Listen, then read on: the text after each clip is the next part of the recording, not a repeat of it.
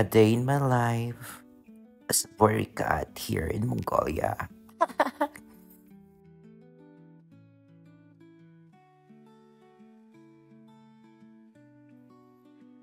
Another day, another blessing, because I believe that every gising is a blessing. Kuha sa tagmuta, and then after that, I get my Bible. It's time for devotional. While I'm reading, I reflect myself about the goodness of God each day.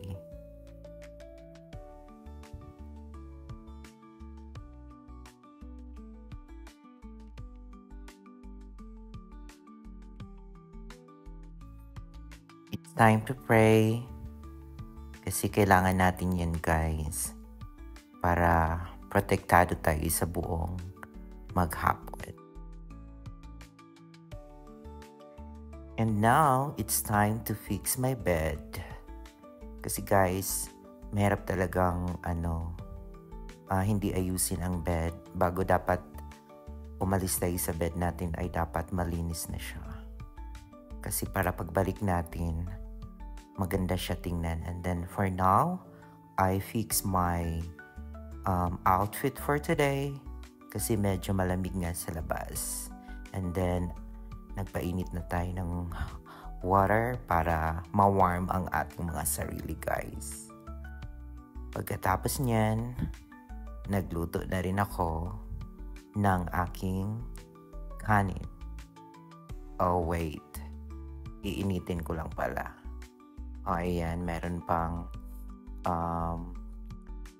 sandok sa ilalim. As you can see guys, this is my kitchen. Yan, and then for now, I'm going to prepare the food that I'm going to cook. We're actually guys, normally kasi wala tayong pera ngayon, kailangan natin mag-itlog. Diba? Sa itlog tayo kumakapit kapag wala na talaga. Kayo ba guys, kumakapit din ba kayo sa itlog?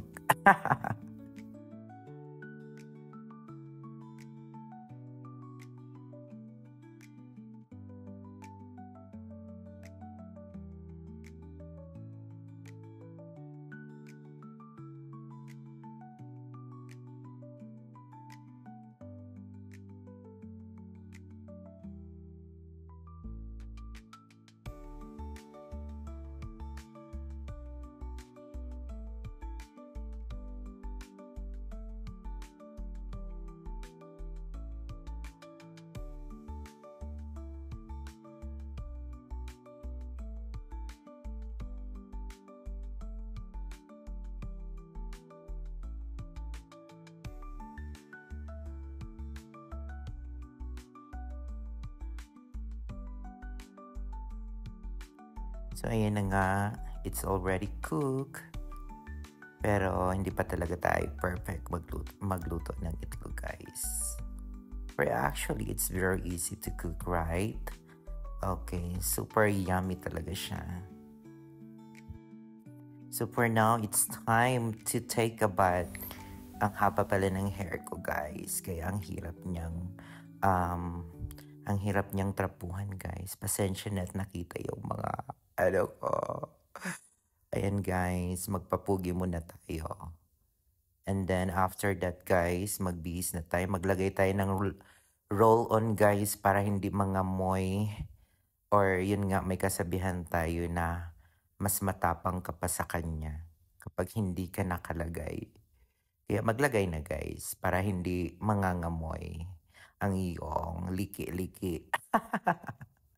And then guys, we have to put aloe vera gel para hindi mag-dry ang skin mo. Sama sa mukha mo na laging dry. Dapat lalagyan natin ang ating mukha and all over the body para maging fresh and sounds. Tulad ko guys, look at my skin. Only Bellows touches yours.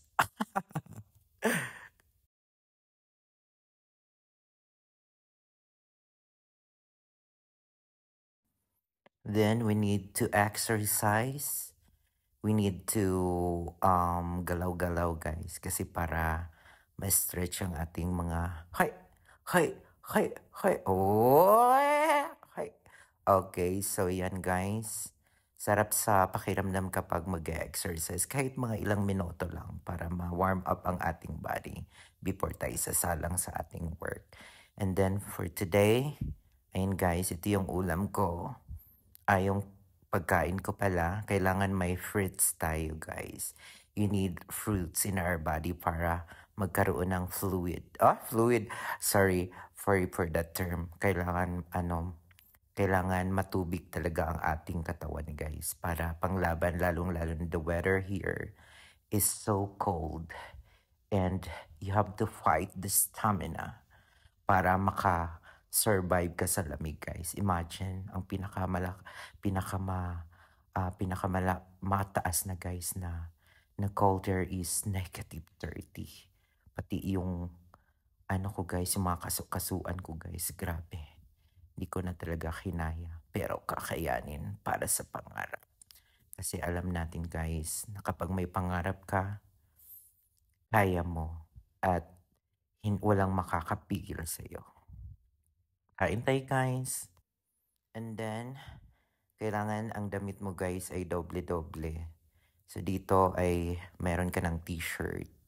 Mayroon pang jacket and then maglalagay ka pa ng another jacket guys. At kailangan din, you need warmer sa baba guys para ma-warm ang yung mga paa at hindi makalabas yung hindi malamigan yung paa mo guys. Kailangan doble-doble siya. Lalong sa excuse me guys, sinuubo lang ako.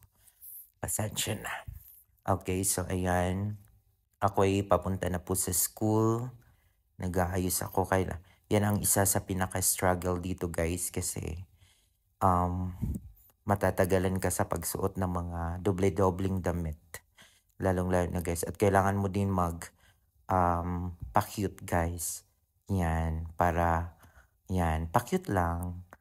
Okay, so ako'y pababa na guys. Galing sa 11th floor. At ang aking apartment ay nasa 11th floor. At ako'y sasakay ng elevator para mas madali guys. And then after that, ayan, nasa labas na tayo guys. Namumuti yung snow. Super lamig niyan. And then naglalakad lang ako going to school. Don't forget to subscribe. Don't forget to like and share my video guys for more updated. Goodbye.